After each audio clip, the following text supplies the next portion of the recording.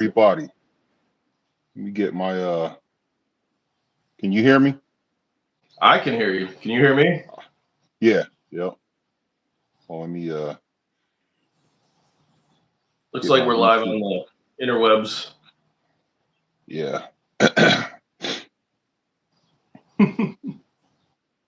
Get my YouTuber thing set up. What we got here? All right.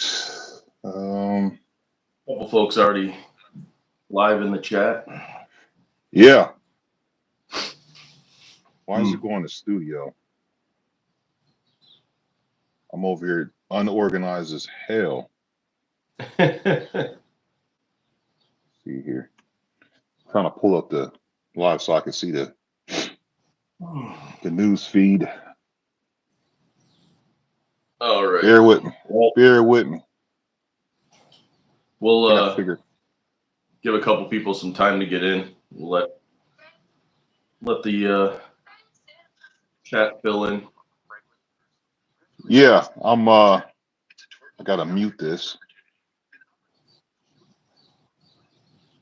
There we go. All right, I'm good to go. So welcome everybody to episode 5. Oh, 5 episodes, Mr. Dave. Is that all 5 we've done? episodes. That's all we done. Welcome to the exciting I was like, we should probably tell them what we said the other day about how we talk so much that we forget to podcast most of it. Oh yeah.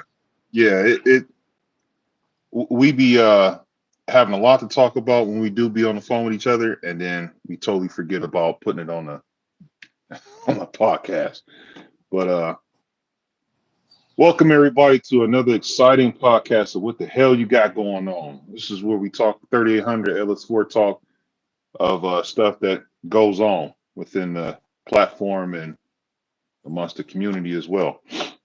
So today's conversations, Mr. Dave, we're going to talk about project cars. We're going to discuss car events, how it's lack of W bodies, and how the platform is pretty much dying. So we'll start off with project cars. Project cars is very time consuming.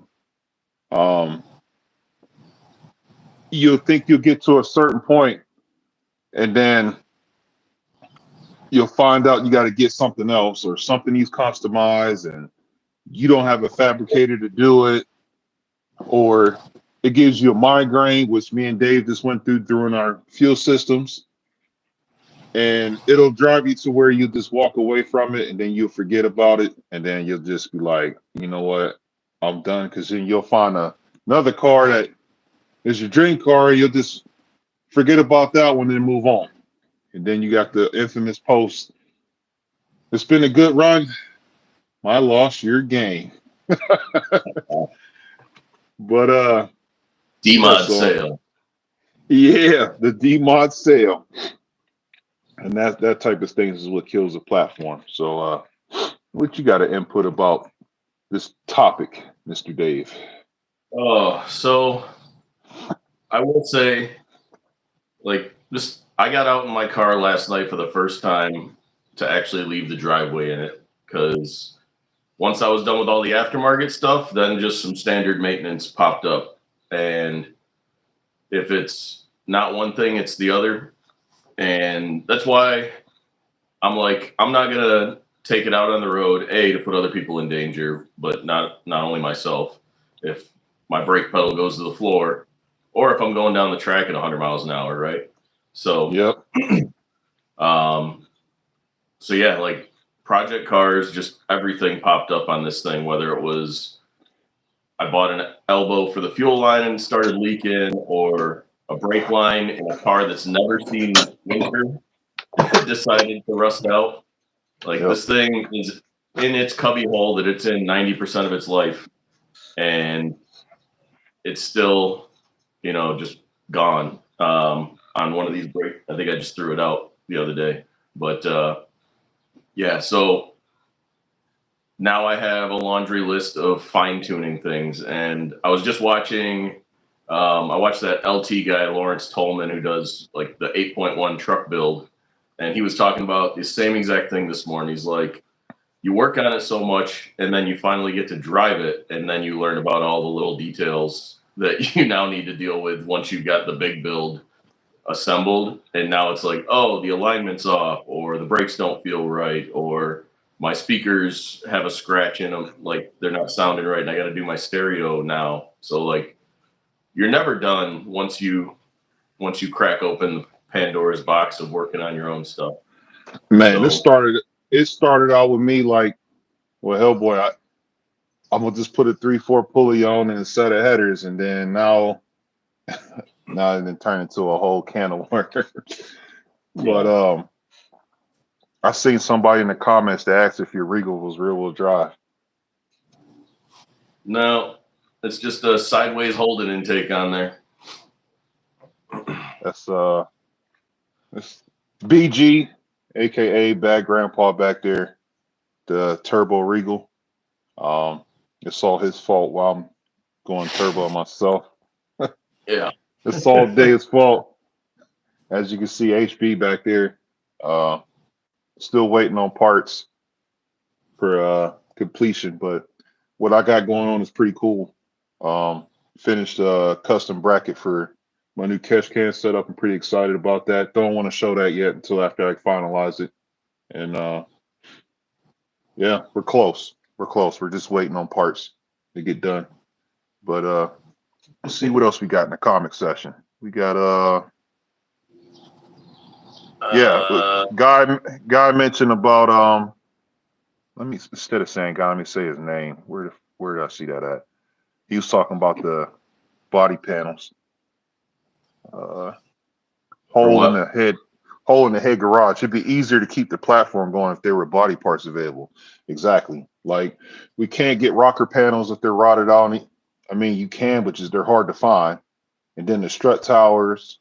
If you need a front bumper, back bumper, that's still resourceable through junkyards, but they're starting to get scarce, like the 6 gens and like your Regal parts are starting to get real scarce now.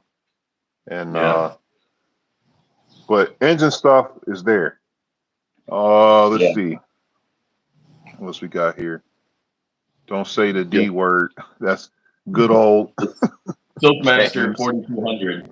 He asked about the Buick Allure, which is basically the Lacrosse, I think, in Canada.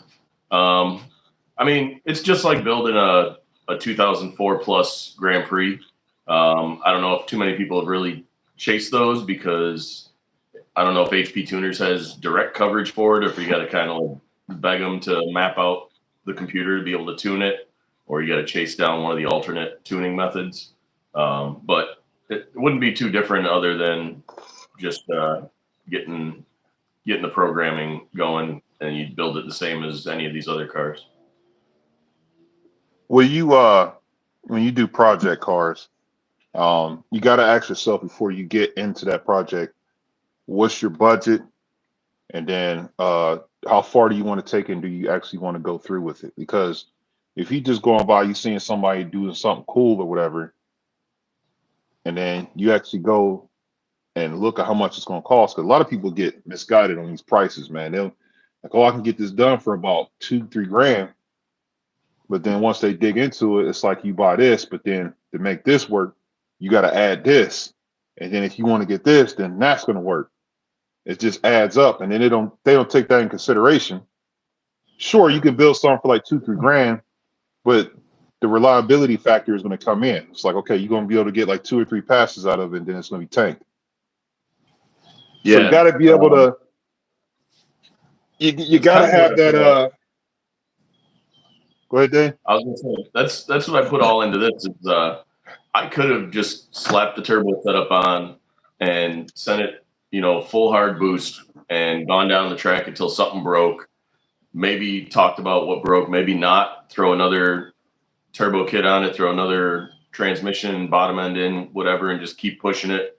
And really, I'd only be in probably half of the expenses that I got now. But it'd be the pain in the butt of not having it running all the time, and also, having to kind of always chase an issue Yep. versus building it right. I deliberately did the pill machine as cheap as I could with the turbo build. And I mean, I could have went cheaper.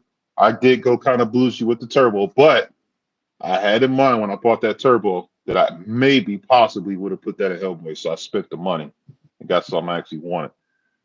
But I could have been cheaper. But that's besides the point.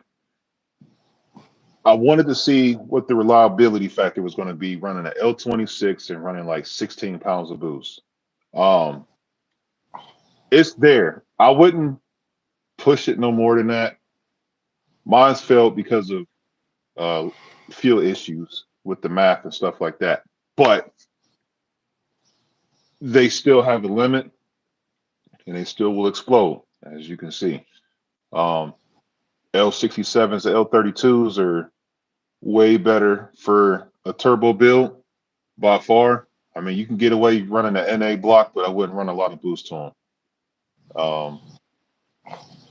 That's the reliability factor. So it's like, okay, yeah, I want to put this cam in it, and I want to get like 500 wheel horsepower.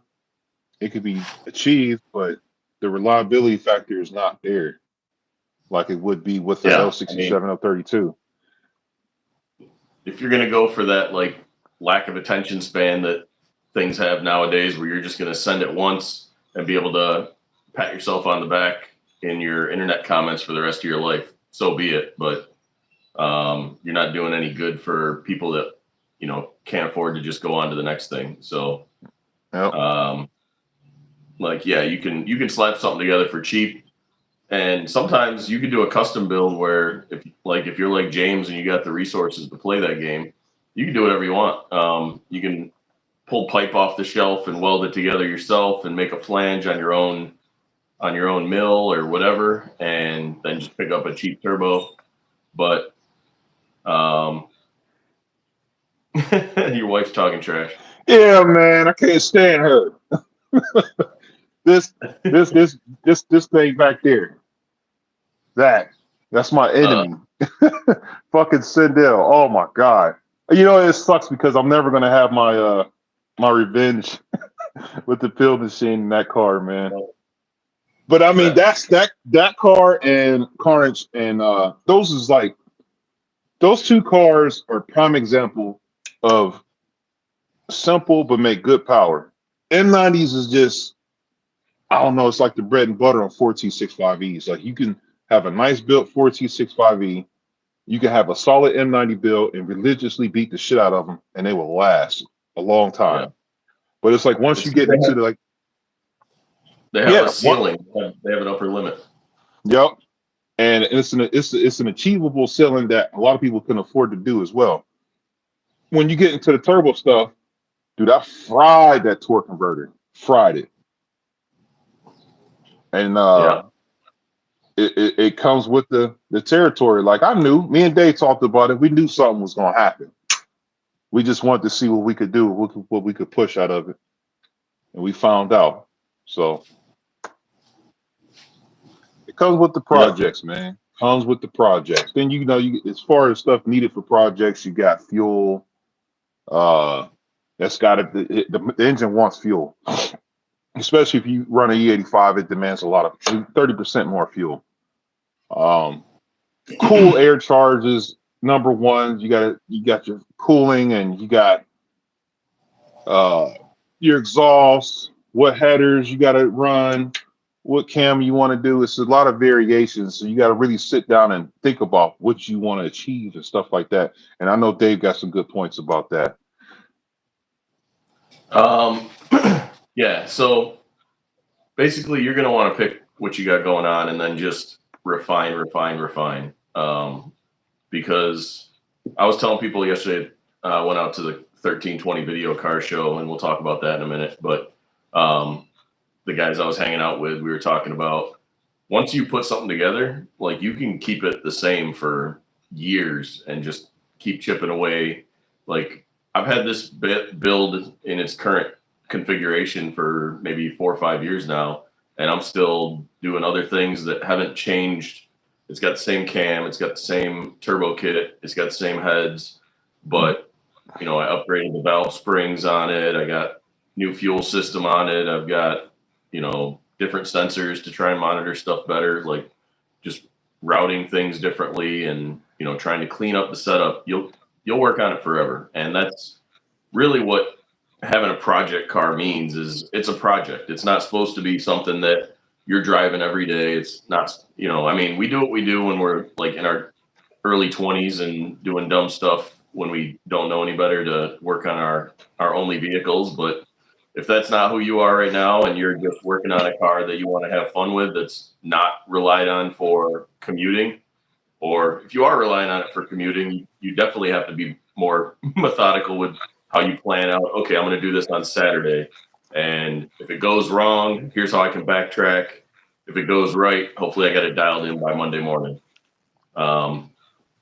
So other than that, trying to think. Yeah, that also leads into why stuff takes so long. Well, a lot of the, like with my car, I mean, you have to, some stuff you got to get done that you at the mercy of the vendor or whoever you have. Like I'm at the mercy of my powder coater, me getting my car completed, because that's literally all I'm waiting on.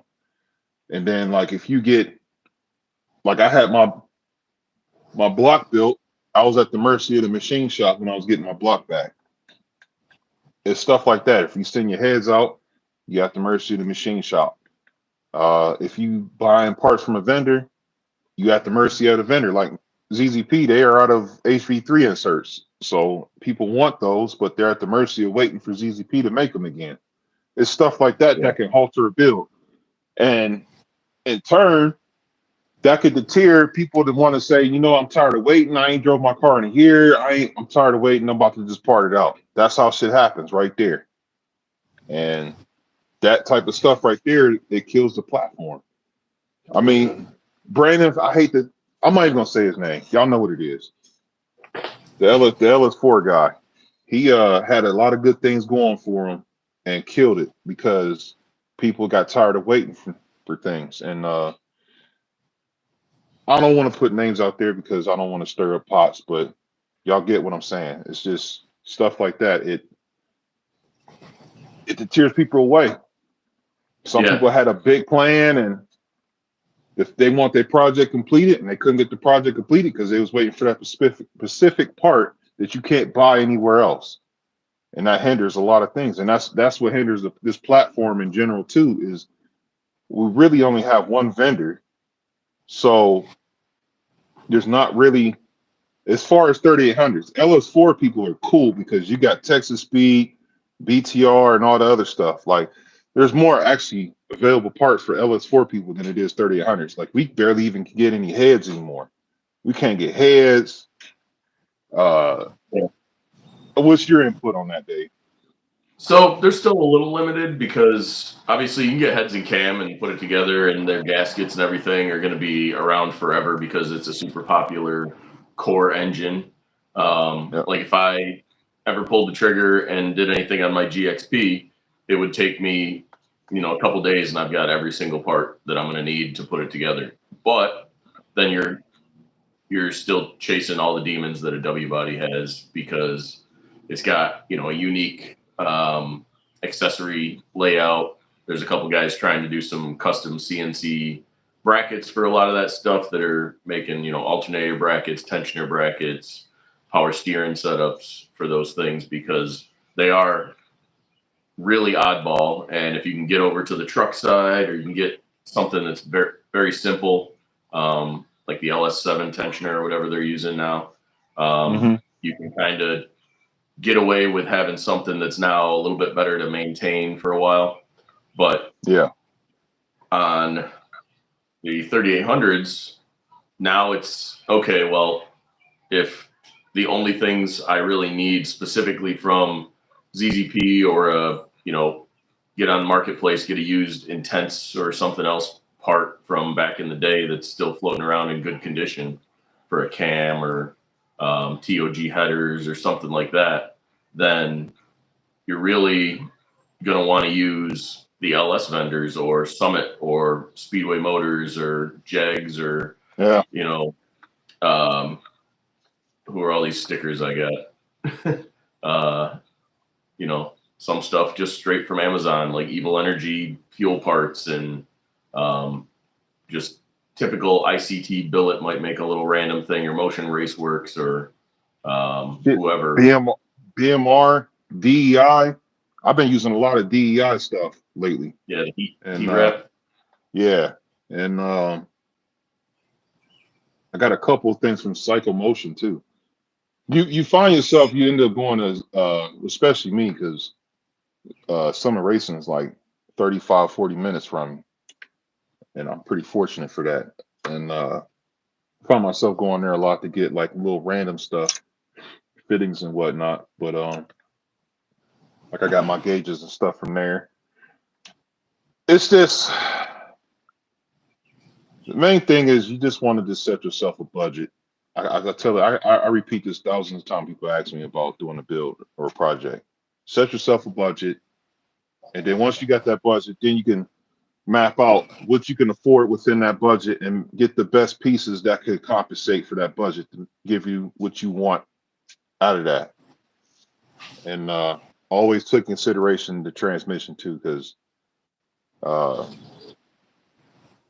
you're limited on a stock transmission. You can get about 330 out of a stock transmission on an M90, but if you go turbo, expect to build a transmission and get a converter for it. And you got to have, like Christopher Swenson said, you have to have patience. If you don't have patience, you're going to run into a turmoil. I fell victim of running out of patience and lost my mind. And Dave had to slap me across the face a couple times and calm me down. But sometimes you need somebody to vent to keep you going. Yeah. And something I learned a few years back is I actually do this stuff to socialize with people. So, get your network going and learn who you can bounce ideas off of. Because, whether it's in person, over the internet, there's a lot of people talking on the internet, but not a lot of them are given, valuable information. Like a lot of noise. You got to pick the gems out of the noise, and it's hard when you don't know which ones are just making noise and are just top posters, because they're the most common to, the person most eager to share information may not actually have the right information. But you just take your time, learn on your own, and then figure out, if you're only going to get into this so far, then just kind of understand that it's going to take you to a certain point. You'll mod to just kind of like a basic, comfortable level. That way you can enjoy the hell out of your car that way too. Because if you're going to go beyond that, if you're going to try and get radically custom like either of these two cars, or go even crazier with something, super radical like James's twin engine car, or somebody doing a rear wheel drive setup swap, like now you're in it. And if you're just trying to like throw out a random question on Facebook or a forum, that's not going to get you where you got to go, because you really needed to have a good base. You can't be just hopefully leapfrogging onto the shoulders of people and hoping that you can see, you can claim you're 6 foot tall now. Like you gotta build up to that, and get your feet wet. Like there's lots, and this might not be the platform to go from zero to hero in the 2020s on. That's kind of what I advise people, to just kind of get it to a good daily driver status if you're not sitting on the inventory that we are at this point. Until the market changes, if they start putting better parts out for transmission support on whether it's 65 upgrades or 80 upgrades or stick shift upgrades for front wheel drive stuff. And then, getting back into a few more of the hard engine parts, like cylinder head porting beyond just, guy down the street happens to do them or whatever. That's going to be what's needed to carry this and turn this into kind of that long-term sustainable niche market, like, 5.0s, not the fastest things in the world, but people build them, Grand National engines that aren't full-blown stage 2 race motors. All these little pocket groups of engine packages that are still out there, still kicking around. People are still having fun with them 20, 30, 40 years after they were kind of in their heyday, because there's enough aftermarket support to keep stuff going for people. But like you talked about with the chassis, that's going to be like, these things are a dying breed, and we can use that as a stepping stone, because we talked about it yesterday at the car show, why they are going extinct. These things got driven. The Impalas and Regals and Centuries and Grand Prix and Monte Carlos were all daily drivers. They were meant to be that, and they're kind of a disposable chassis. They're made of tinfoil unibody crap, and as soon as they see water, wherever they were unprotected from a little bit of thin paint or scratched paint or whatever, now that rust has an inroads and it's going away. So that's kind of where they're going, or they get crashed. They're definitely throwaways. They're throwaways. Which I don't know, Dave. You think we should talk about that? Remember we was talking about, because we about to get into the conversation about events and stuff. So, or you want to hold that, or? Well, I mean, we'll get to that in a second. I'm just reading the little thing we wrote where it was where I said they're going extinct except for the ones that we take care of. So like these two cars here that we're sitting in front of, they get babied, and the ones you got in your garage, that thing's getting babied and not seeing the weather too much. And that's the only way they're surviving. If these things were out on the street, they'd be what my last W body, my 98 GTP was, which, started rotting around the rear strut towers and down the rockers and everything, where all those standard locations where the weather starts getting to them, because they just got these dumb little pinch welds holding them together. And, they're just, it's not a matter of if, but when they start rusting away. Yep, I pamper the shit out of Hellboy just because how old he is, and I'm trying to keep him as long as I'm gonna be around. So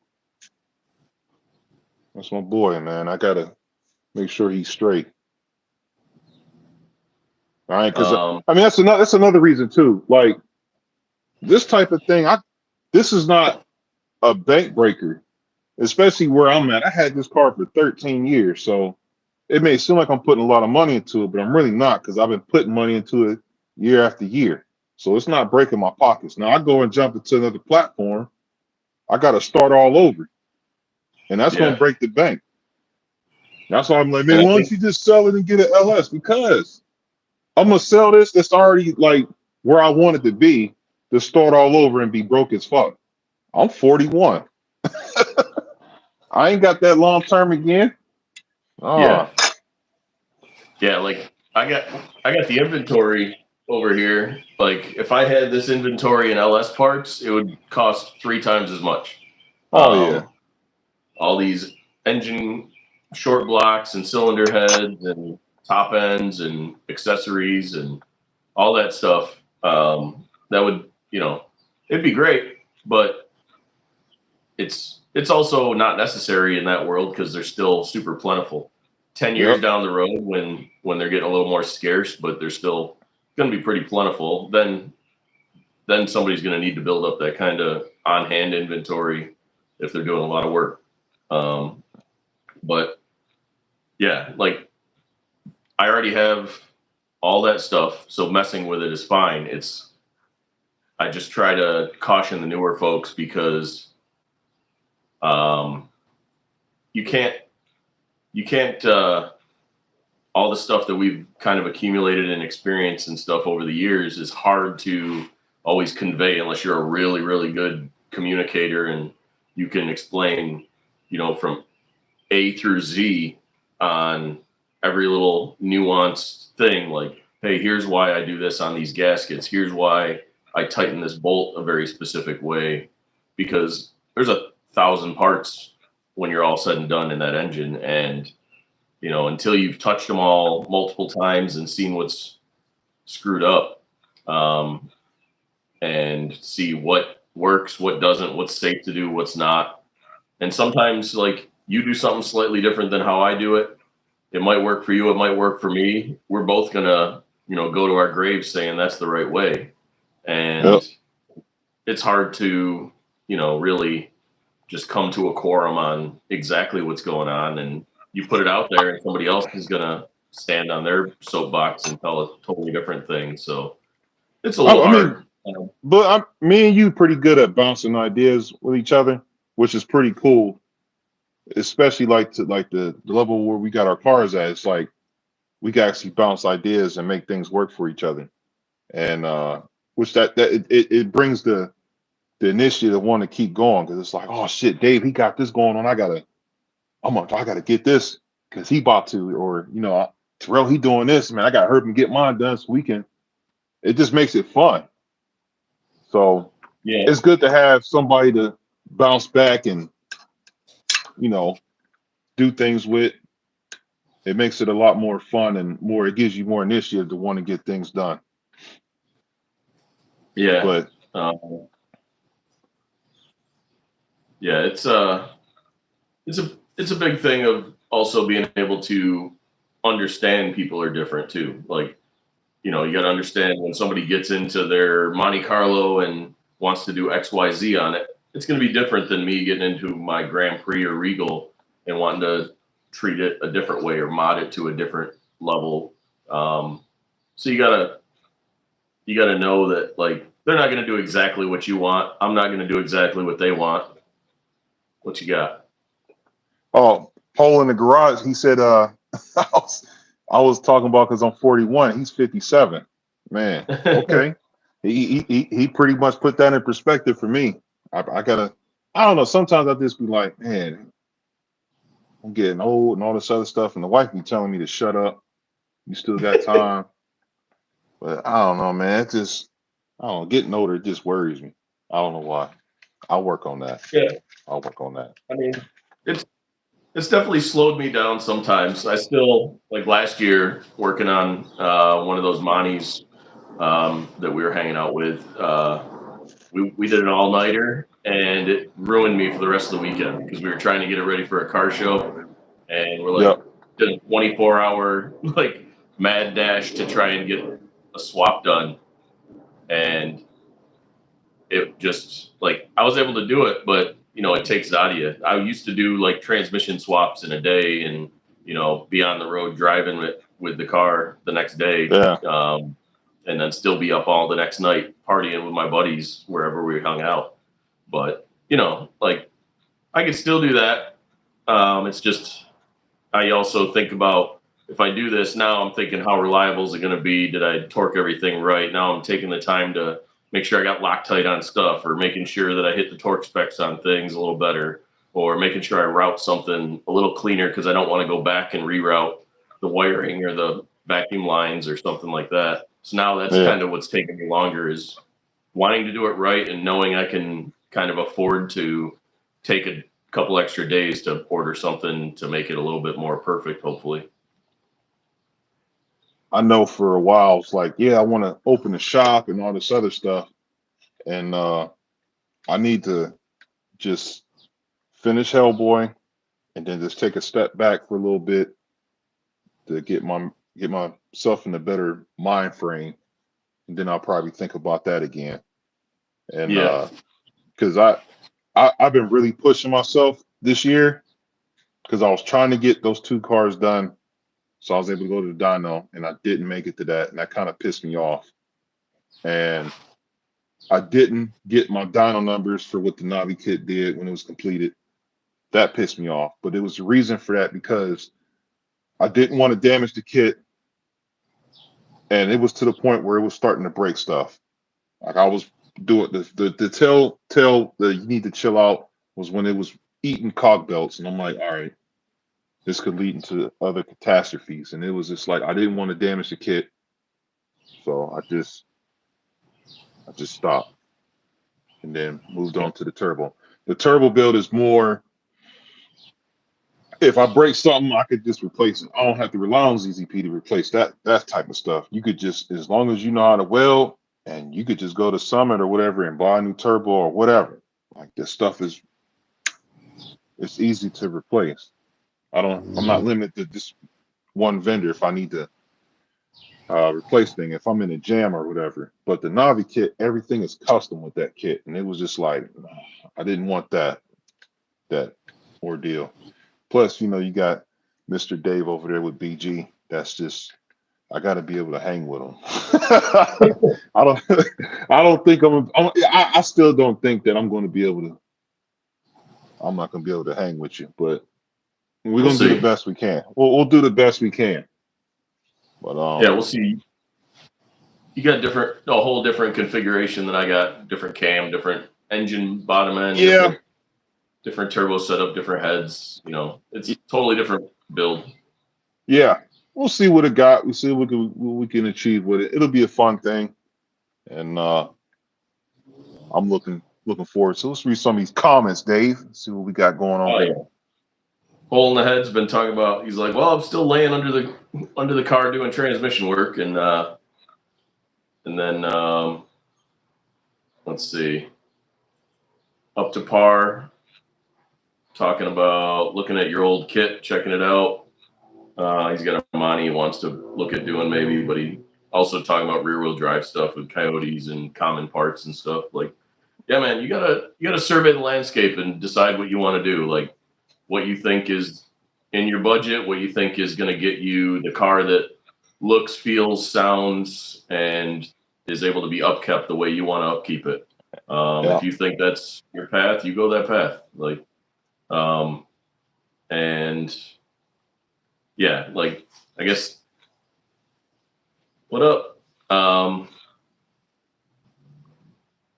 We just went back to a car show, and we can kind of talk about that. And the one thing I notice is the same cars. Like, there's 5-ish car types that are out there that are pretty much the only cars in the world right now. You got, let me try and categorize them. You got new Coyote stuff. I guess you could split that into Mustang and F-150s. You got, and Mustangs are just Mustangs. Like, that's attracted the same crowd for the last 30 plus years. But then you got the Hemi Bros, where you got Challengers, Chargers, 300s, and then the truck side. I guess I would categorize just trucks in general on one side, even though they could go two ways, either low and fast or big and big. And then you got the LS world, right? You got your Vets, your Camaro, Firebird, F-body world, your G8s and Caprices, all the Holden chassis stuff that came out in the late 2000s, early teens. And then all the trucks. And then you got your import boys, which is either be the VQ or whatever guys with the freaking 350Z, 370s, G37s, whatever, that are now the terror of the streets, apparently. And what else? And then just basic imports. They kind of have the veneer of like quality now, where you got like, oh, I had an Audi, and now they try to latch on vicariously to the reputation of like the R8 or something. So they're like, oh, it's kind of a sliding scale to an exotic, right? So they'll try to get their higher end, overpriced Jetta and say that it's got some DNA of the nicer ones or whatever. But yeah, there's like these specific groups of cars. Like, I watched like 3 or 4 Challengers drive by at the same time. I'm like, why are more than one of them going? Like, you look at one, you're gonna see the same engine bay with a bunch of plastic covers and way too many vacuum lines and engine harness routes. Like, that's all you're gonna see under that engine bay if it isn't very, very custom, which most of them are. They're just doing wheels and wraps and exhausts and tint. Like Mm-hmm. that's all they're doing on modern cars. But I don't know. We got a bunch of comments now. That's good.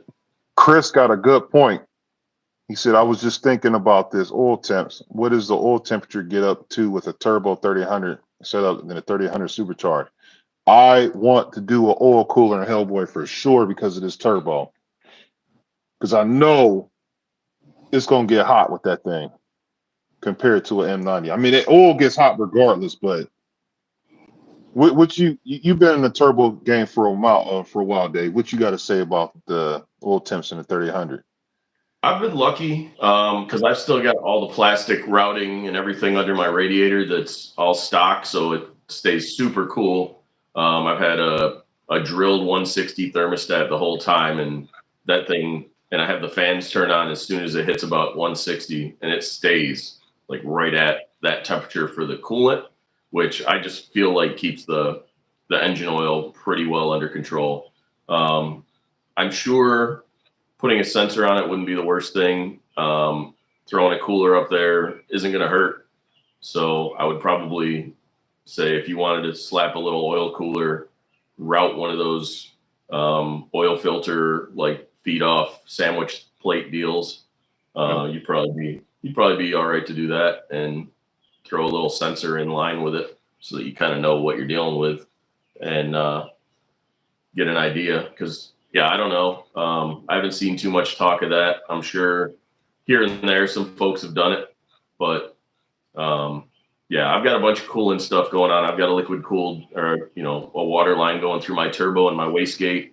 So I've got a ton of stuff. I've got a whole extra fan on my transmission oil cooler because it's not in the direct grill pathway. It's off under the headlight in the fender well, just because that was the only place I could package the one I got.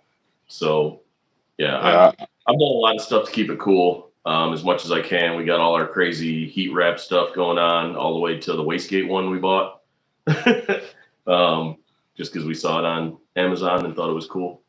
But yeah, you can monitor a bunch of stuff. Like I've got a bunch of new sensors on my car that I haven't even wired up yet, including the flex fuel sensor that's going to give me fuel temp and stuff like that. Terrell's already got his wired up and getting it dialed in. So what do we got? The one thing that I'm benefiting from is I don't have to worry about the heat transfer from a hot 4T65V to the engine, which because torque converter temps and all the other stuff. I don't have to worry about that with a 5-speed.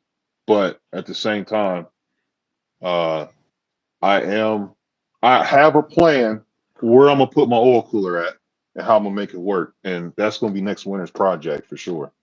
I told Dave my plan with that, and the SD lip actually was actually part of my plan because the SD lip has like this unusable slot on the side. So I'm gonna make like a little tunnel. I'm gonna have to cut my bumper a little bit and make like a tunnel so where the air will come through the grill piece on the SD lip and go straight into the oil cooler. So Yeah, that's just a little idea I got that I'm going to do over winter that will be executed. I just got to find the right size oil cooler, and that'll be definitely getting done. yeah, and I think mainly that's just not something that seems to have been a concern. Otherwise, we would have heard more about it. Yeah. 20 plus years into this platform, it's not really ever been a thing aside from like James said, the cop cars had one, but they were putting, that's where I, matched the routing when I did an oil or a transmission cooler on my GXP. I just matched the line. I didn't buy any of the parts. I just used kind of like which line off the transmission did they go through the cooler before going to the radiator with it. And I just kind of cloned that. But yeah, so first off, you want to make sure your car is running cool, which the coolant temp's going to give you an insight into that in the first place. If you're having problems there, you should be dealing with, stage one before you move on to trying to cool down all the other stuff.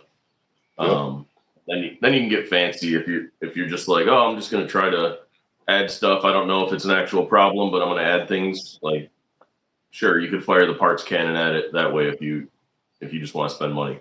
But I'm, when I spend money on this, I try to do it in ways that make sense. Whether it's fuel system or engine parts that I know I want. What you got there?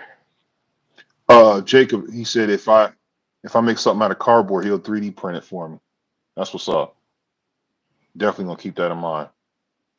Yeah. I got to dust off my 3D printer. I haven't printed stuff with that since probably COVID was the last time I was really just hot and heavy into that. I used to do a lot of CAD modeling and stuff for when I was in engineering school and all that. But yeah, it's a fun tool. You can make tons of cool things with it. So yeah, if you got a 3D printer or you play 3D, any sort of machining games, like use that to your best of your ability, make some fun stuff and enjoy it. Yeah. I was actually but- going to use, I got a bunch of extra wheel well covers or fender liners or whatever you call them things. I got a bunch of extra. I was going to cut a piece of that and make like something, like a little tunnel to go through the to the cooler. I'll figure it out once I like actually get into it. Then shit just start like, oh, I think that would work. But I ain't gonna lie to that bracket. I can't wait to show that. I can't wait to show that. That shit is so sick, man. Because in turbo cars, when you look at the engine bay with L26, the belt area is just like a big ass piece of something missing. Because there's supposed to be an M90 there, and then I had the jack shaft there, and now it's just this long ass belt with nothing there. Yeah, just leave it at that. It's hard to make these engine bays look good until you do a lot of stuff to them. But yeah, you try pretty good. Yep. Get your. I'm proud of that, man. It's worth it. Like in the end, when you pop a hood and people are like, "Oh," and gather around at the car shows, which if we keep back on that topic, like, it's what you want from going to a car show, right? So, like, these things are now very rare. So if you bring it out, like, you're gonna want to look a little more unique anyway, and not just because everybody and their brother is now gonna be like, "Oh, I remember my girlfriend or my dad or somebody had one of these things," and they're gonna go telling a story, and you're gonna have just stomach the story. Yep. What do you got done to it? XYZ. Cool. Thanks. Bye. You just gotta be polite. Don't think you're gonna like convert them into your biggest fanboy in a 30-second. You gotta have your elevator speech, as they tell us when you're trying to do anything professionally, right? You gotta have an elevator speech of what's done to the car, or how fast is it? What's the turbo size, or whatever upgrades you want to talk to. You gotta just keep it concise. You can practice this going to the parts store, right? Keep it to the bare minimum. Talk generically, like, "Oh, I did a heads and cam on it, and I changed it from supercharger to turbo. It does pretty good." You don't need to tell them about your fuel lines and how you changed the vacuum line on it, and ceramic coated your exhaust and like all these crazy things, because you're gonna lose them. They're gonna glaze over, or they're gonna think you don't know about whatever random hard part they were specifically gonna ask about. So yeah, it's fun because people appreciate them, especially if they're done right. Like, that's kind of the benefit of trying to make your setup look clean as well as run smooth. So it's a battle to do both, because you're just chasing demons, especially the more custom you get. But if you can putt into the parking garage, or last night it was a parking garage, but usually it's a big lot or wherever the car show's at, or even just like the generic like parking lot meetup in front of a Buffalo Wild Wings or something, then you're able to pull up, pop the hood. People might have heard it come over if you got a camlope going on, and you're just like, yeah, like, blup, blup, blup, blup. If you got stage 4 over here, or my stage 5 Statima, which is a little bit smaller, but both of them kind of especially when I got my cutout open, will actually sound like it's got something going on. You get an NIC cam pulling in or something like that that just really starts, shaking the ground a little bit, depending on how your exhaust sounds. And then they come over, you pop the hood. If everything's clean, it doesn't look like a rat's nest. And then, people might hang around long enough to go beyond your elevator speech and actually, if they're interested beyond that, you get to talk more and have some fun, make a friend, get a cruising buddy, or you find out where Mexico is that night. You never know what you get out of having a good conversation at a car show. Yep. Somebody asked you where's the it was a Regal question. Where is the box called where the door chime comes from in the GS? The box. I don't know, because I want to reprogram mine to not, because it's kind of, man, I haven't messed with mine in like 15 years, but I think it would be, it's something under the dash. I can't think offhand. I'd have to mess with, because I got to do something on my GXP to program one of my key fobs soon, and I think you have to like pull a fuse and do some little bit of programming, but somebody else can think of it. I didn't see. Man, Jacob got a Barra. Barra. Oh my God, he's putting a Barra in them. That's gonna be sick. Oh man, there's been a couple of them coming up. I love that motor, I think I saw one in a GTO. So, like, somebody did like a Barra or a 4200, Calvin motor in a GTO, the Trailblazer motor. Yeah. So I love that motor, man. It's gonna be fun seeing just random other stuff getting swapped. That's what hurts our platform is because we can't do really. I mean, we could do a LS swap, but that's pretty much it. Like we can't unless we end up cutting the hell out of it and making rear-wheel drive. There's really not a lot of things we could swap into these cars, and that's what a lot of platforms like the VQ platform and the 350Zs and all that Miatas, they can put anything they want in them. There was a clean, like a G35 or something out like 2-3 weeks ago with an LS swap. It was like an LS3 swapped 37 or something like that, and it just looked like it was meant to drop in there. Whoever built the brackets for that thing, it looked great. Yeah. James was like swapping the second engine. Man, I want full interior. Yeah, like I said, you got to build what you're comfortable doing. Like, we'll see if James is comfortable whenever that thing sees the highway again. Because I remember he drove it a little bit, but let's talk about these events and stuff, man. Yeah, what do we? What we got? What do we see coming up? Man, so me and Dave been talking. Go ahead and grab your snacks for this one. Woo! So this is a good one. This right here is the type of shit that like the platform need. This right here. Me and Dave thought about hosting an event.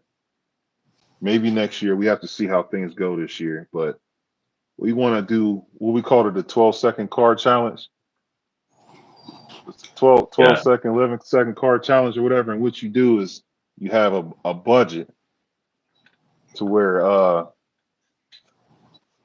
you get to buy a bucket ass W body and you got to make it into a 12-second car with X amount of dollars. We and Dave still got to investigate, what the budget will be, and we'll have the event at a track, and the winner, we got to decide what the winner will get, but we'll have like the top 10 list or whatever.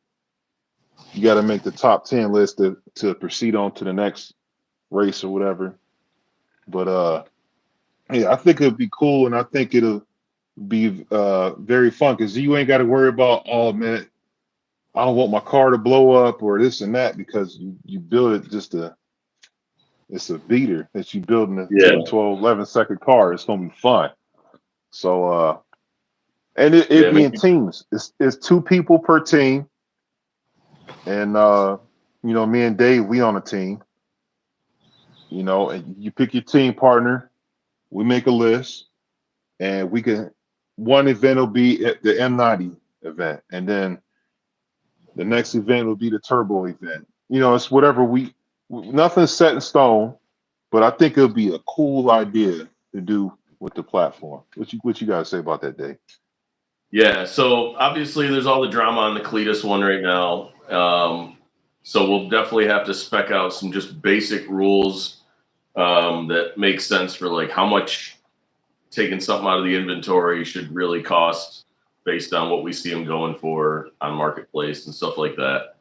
But I think the idea being if we go pick up a cheap car, right? This thing is probably on its last leg, or maybe it's rusting out. Free weight reduction anyway. Um, Mm-hmm. the big thing will be trying to have fun, knowing that the car isn't meant to last too long. Hopefully it survives the event. Like you build it good enough that it's not going to blow up. But unless you're just sending it, you're like, 25 degrees of timing and more pulley than it should have, and whatever you're doing. But for the most part, and we'll even we'll even crowdsource how people are tuning. If anybody wants to really just be in a group chat about like, hey, I'm trying to get this piece of junk dialed in, you know, we'll help troubleshoot because it's more about like having fun getting them assembled more than anything else. Like, we get at the track and somebody's having trouble, like, we're not going to limit who can help them work on it. It's not going to be like, Rocky Mountain Race Week where you're only supposed to have you and your crew member working on it. Like once you just got to get it assembled, get it to the track. Hopefully it, drives in. We'll meet up wherever. If it's, somewhere in the Midwest seems to just be central. We could go to like Kansas City, Flying H. We could go to Indianapolis. We could go somewhere where everybody just makes a weekend out of it. We go hang out, maybe have a big old picnic and party hard and go, crash out one night. And everybody wakes up with a hangover to go racing the next day or whatever. Yeah. We'll figure it out. Yeah, I think this would be anybody can join in. It ain't limited to anybody can be in. I think this should be a 3000 and LS4 event. But Yeah. it's gotta be a 12-second card. It don't matter what mods you do, it's gotta be 12 seconds. And it's like you gotta do like a consistent what would you call it? Like a consistent bracket number? Like a bracket. Well, yeah, the main thing is like you got to hit 12s, right? And I think there's going to be Triple Edge is going to have to sponsor it.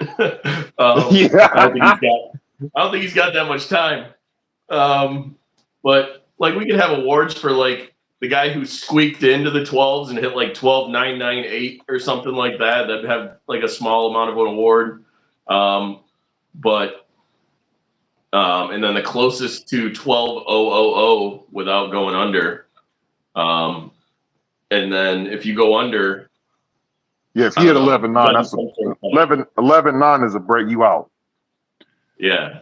But the idea being it should be kind of hard unless you like I could think of a way where if we kept the budget super low where if somebody tried like hurrying up and putting like just a dirtbag turbo kit together, right? You just go get like $100 eBay turbo and some because you're gonna have to account for all the parts. So if you got to buy some pipe or you have exhaust pipe laying around that you're gonna fabricate with, we're gonna have to do some sort of like cost equivalency of We got to make it a good challenge by leaving the stock transmissions in because if you had to build transmission, you you gotta got to have a suffer. stock trans. The only thing You you gotta can do suffer. to the only thing you can do to the transmission is a transmission cooler and a transgo shift kit. That's all you can do. Yeah, any shift like a DIY shift kit you could do or a transgo or whatever. Yeah. Yeah, no opening up the end cap for upgrades. Stock 80 isn't a stock transmission. Yep. Yep. It's gotta be a stock 6.5 with a transgo shift kit and a trans cooler. Yeah. Well, so I can't pull parts off my turbo GP. If it's 12 seconds, you good. You can't break 11 nines. Well, you out. Did it only cost you $1,200 or whatever to build that thing? Right? He pulled a James. No, it's only thing the transmission can have is transgo shift kit and the trans cooler. It's the only way to make this a real challenge. We'll let people kind of start mulling over the ideas, and then we can start setting like dates and like, okay, if it's like next April, May, whatever, or even this fall, we could see what's going on. You know, the heat of summer kind of sucks, and then there's a bunch of events in the fall, so it might kind of cram it. It'd give people the winter to slap something together, give them some time to hacksaw whatever they want to hacksaw on the car. Yeah. Somebody said, man, you can't be on teams. Too late. That's all right. Well, the bad part for us not being on the same team is we live in different states. So it's literally like I'm going to have to be like, here, Terrell, here's half the money, and go pick up that car you found on Marketplace, or laying in a junkyard pile somewhere, or whatever you start with. But I think it's fun. Like, if these cars are going to be dying, like we were talking about at the beginning, right? These things are dying because they're just getting rusted out, being driven in the north, in the weather, and the unibody can't deal with it. Let's give them a good send off by just ripping them down the track. And I think as far as wheels and tires go, we'll probably limit it to like stock style 15, 16, 17s. The best you could do would be like Montana 15s or something like that. Nothing crazy, and you could only do like a drag radial, no more than like a 255 or maybe even a 275. Just really limiting how crazy people get on the racing side, and then the rear has to be like a 205. Just not getting crazy. Yeah, we don't want to make this expensive as hell, but we just want to make it fun. You can make a 12-second car. Yeah, I mean, I made my GTP a 12-second car with probably 1,500, 2,000 in mods, and that was doing it so that I could drive it cross country for 5 years. So if you're doing it in just send it mode and just kind of slapping something together, and not really doing it the way that people making their hero passes on the internet make it, then we can see what's really up and what happens. Yeah. Whoever blows up first has to buy the drinks. So, do they have to have a title? I mean, if you're just towing it to the track, I guess not. Yeah, we could say, just no drag radials. I wouldn't say all season. It could be a summer tire, but yeah. So we'll have to kind of let people brainstorm on this. You can put a post up with kind of just like initial idea, brainstorming thoughts on what should the rules be for a 2026 12-second 3,800 challenge or whatever, in the spirit of what the other guys have been doing down in Australia and elsewhere. Well, this is going to be good because there's going to be a lot of LS4 3,800 competition going on. So this will be real good. I'd like to see what an LS4 really needs to get to the 12s, because I've just done the LS2 intake and a downpipe and stuff like that so far, and I'm pretty sure that's still going to be just mid-high 13s. So you definitely have to do a little bit more work on it. And they're usually a more expensive car to get a hold of too. You know what though? They might throw some spray at it. You throw some spray at it, that'll get them in the 12. It That's don't true. matter It what is a you. LS at the end of the It don't day. matter what you. It don't matter what you do to the car as long as you don't break 11 nines. That's the Yeah. thing. You break 11 nines, you out. Yeah. But So you got to if stay. you, a winner would be like, say, like we got 3 runs per team, right? If one team did a 12-1, 12-1, 12-3, whoever's teams had the average of the lowest number wins, right? And that how it would go, they Mangfest.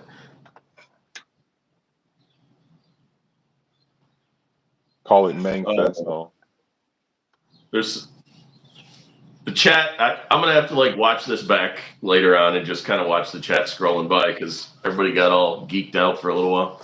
oh yeah, because it's cool. It's something that hasn't been Yeah, done. and we got to keep it in the budget of guys that own 3800 cars because like we're not rich. That's why we're not building, Lamborghinis and shit.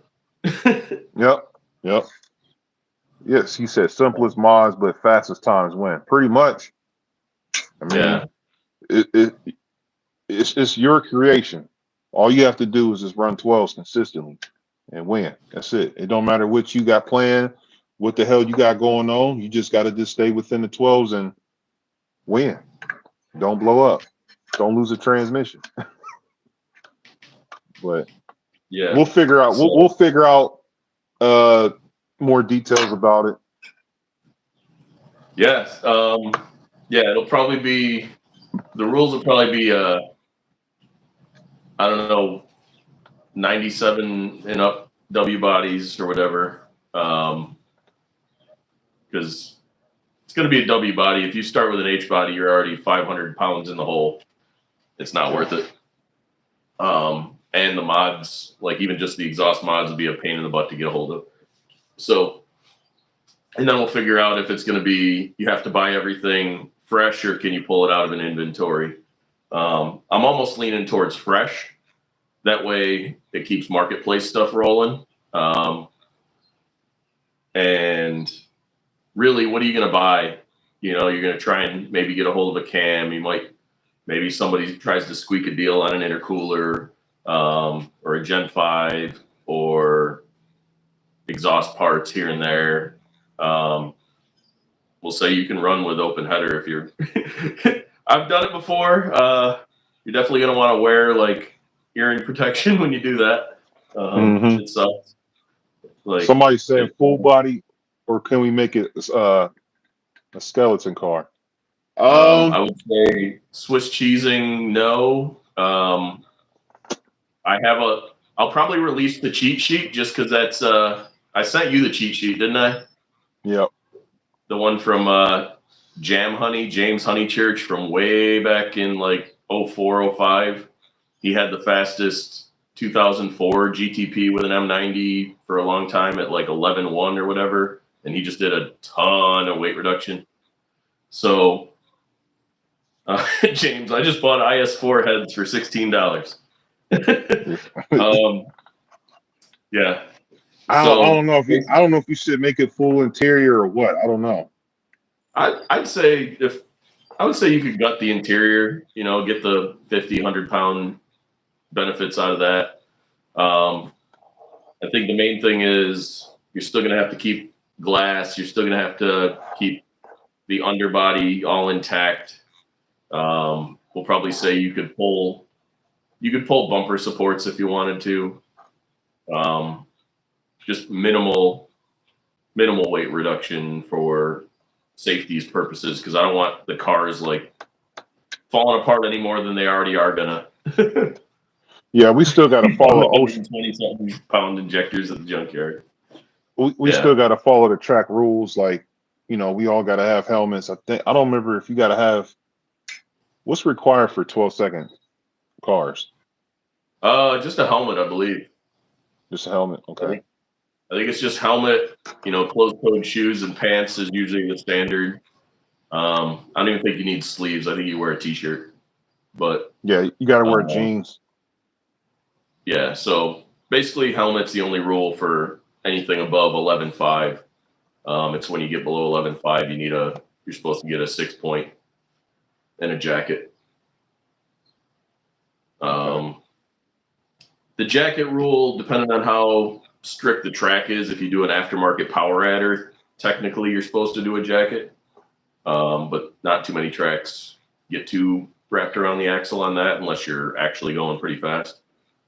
So I'm probably going to get one for this thing just because it's starting to get in the area of actual rules. So depending on if I even feel like getting a cage for that or not, I don't know. It's up in the air. But I don't have so I ain't got nothing for that yet. Nothing. Yeah, I mean, you still got to dial it in, so you got a while. But yeah, we really need to come up with the rules, what makes sense for what people can buy. Because I'm honestly like, I can lay out a couple templates of like, okay, if you get this cam and go to whether you go to a Gen 5 or not, and go pick up a junkyard throttle body, just all sorts of little doodads here and there. So I wonder if we should do. I think we should do mandatory diapers. Just to be nice to the track. Yeah. So with that, what I would say is if we can come up with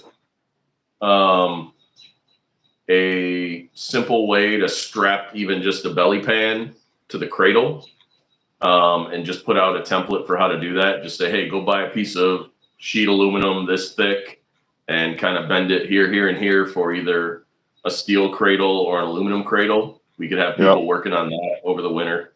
That way it's just a little bit nicer to the track to say, James, I don't put on diapers. Stupid, man. Yeah, man. It's a lot of somebody. Because also there's, these engines leak too, so it would help out a little. But yeah, like I think it'd be, because I've been thinking about it for this thing for a little while now, is putting a belly pan that kind of like bolts right up to the aluminum cradle, because we got that nice big square underneath the car. Yeah. Yeah, they roasting me right now. Sometimes something sneaks by, you never know. Yeah. Yep. You never know. But yeah, he can. So we can have anybody that's got like a cradle sitting around in their shop over the next few months or whatever, we can start gathering that info. We can maybe have random posts that you or I can put out on our channels, and we can make a playlist of like, all right, here's the rules. And as they develop, we kind of like just have a screenshot of those rules. Here's some ideas. If you're like, yeah, make a belly pan, please. Here's where you can buy material for cheap. Unless you find somewhere else, let us know. Here's the dimensions of like where to bend it, where to cut it. That way you have coverage under the engine and trans for when you get to the track. You don't need to run it until you get to the track unless, you're trailering it there. And then we could also have like little things like if you drive, like furthest driven POS that actually runs 12s, right? Like that'd be a cool little award to have. Like somebody drives 6 hours away or whatever, and then they also run 12s, like, and it survives. Like they made it all the way to the trophy ceremony at least, right? Yep. We got to have a nice pot, because having a pot will bring people in. Yeah.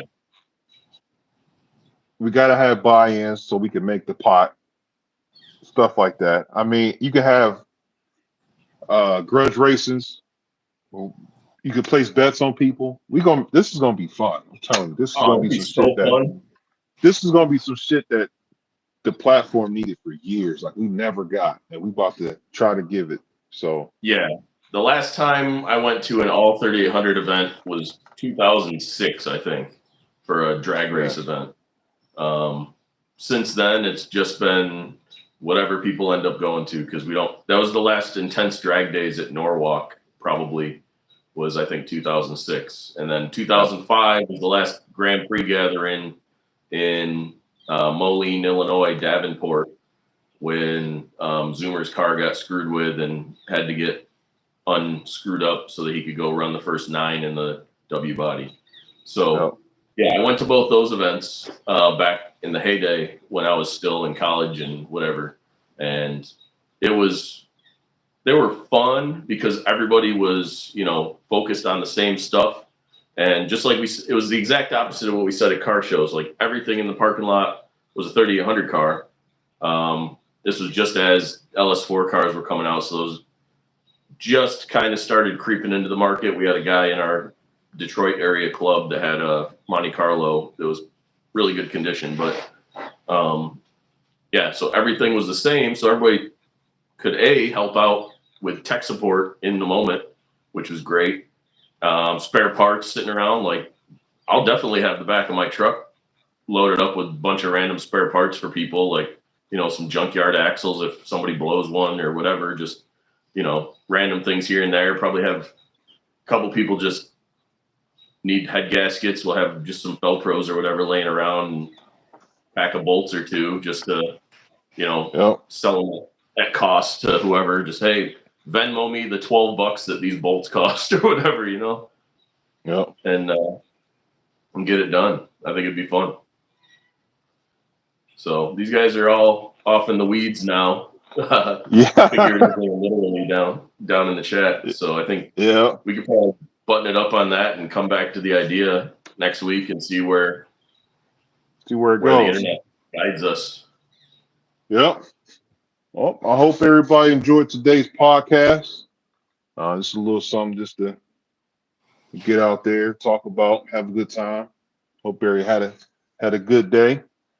And there's nobody with W bodies or GTPs go to at Nationals or in Norwalk. I mean, yeah, they have. We'll figure something out. We'll talk about it in a while. We'll talk about it more on the next podcast. But we're gonna go ahead and end it right there. Tune in next weekend on the next exciting episode of What the Hell You Got Going On. Yeah, I think we went on an up trajectory during this one. yeah. So, all right, you guys. Well, we'll catch you on the next one. Y'all be easy. All right. See you later.